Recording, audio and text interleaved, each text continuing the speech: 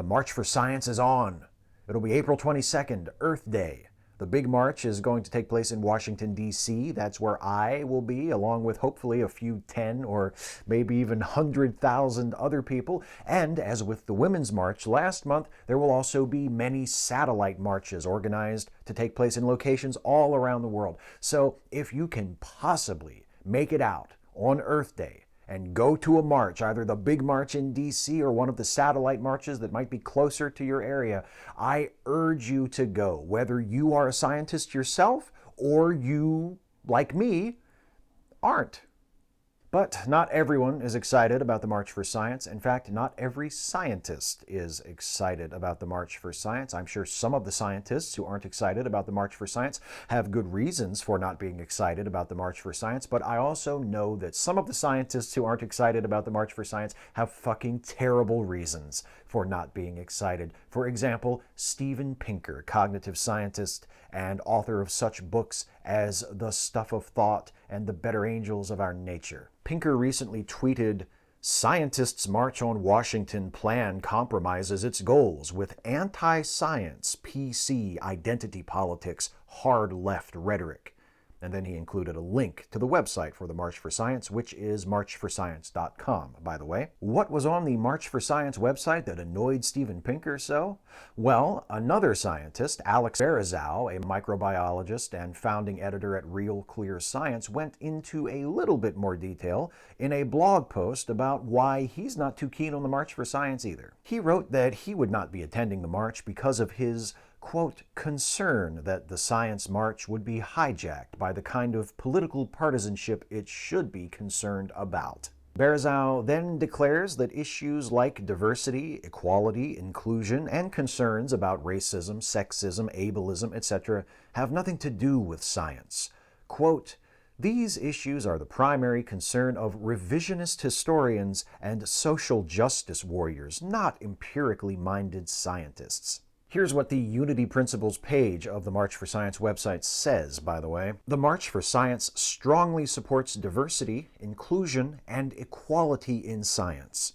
American and global citizens are best served when we build and sustain an inclusive scientific community. We advocate for equal access to science education and scientific careers. When evidence-based science and policy are ignored, marginalized communities are differentially and disproportionately impacted.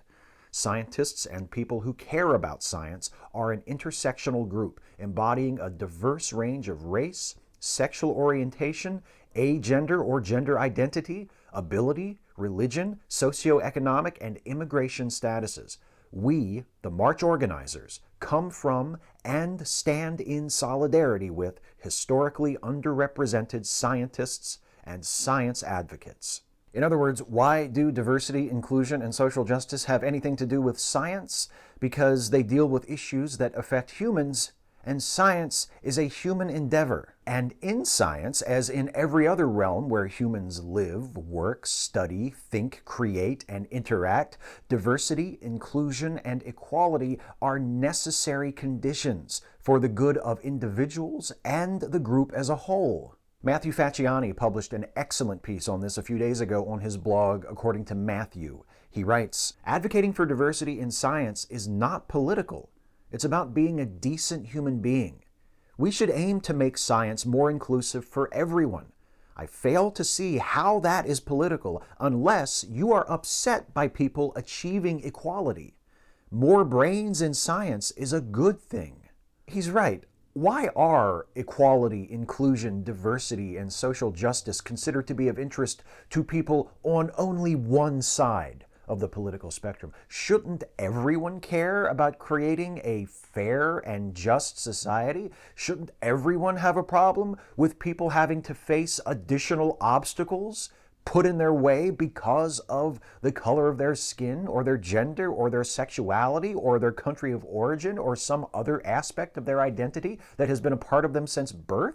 When people like Pinker and Berezow whine about political correctness and identity politics in response to an organization like the March for Science making an effort to prioritize diversity and inclusion, they merely confirm their own cluelessness. They consider such things beneath the concern of proper scientists because they themselves have never had to face the obstacles faced by some of their fellow scientists who haven't had the same advantages of race and class and gender, etc., that they have benefited from. They don't know, and they don't want to know. And that does not strike me as a particularly scientific attitude. I think anyone who responds to efforts to promote diversity and inclusion with right-wing snarl words like political correctness and social justice warrior should be fucking ashamed of themselves. But at the same time, I am grateful to people who use such words in earnest for letting me know up front that I need no longer waste my attention on them. And I'm specifically thankful to Pinker and Barazow for reminding me that the possession of an advanced science degree does not guarantee the possession of wisdom, or even basic human empathy. It's a shame two such prominent science communicators with fairly far-reaching platforms have shown themselves to be no better than petulant internet shitlords in this instance, but if they do decide ultimately to skip the March for Science, that's fine by me. They won't be missed, and neither will their self-centered disregard for marginalized people in their own goddamn professions.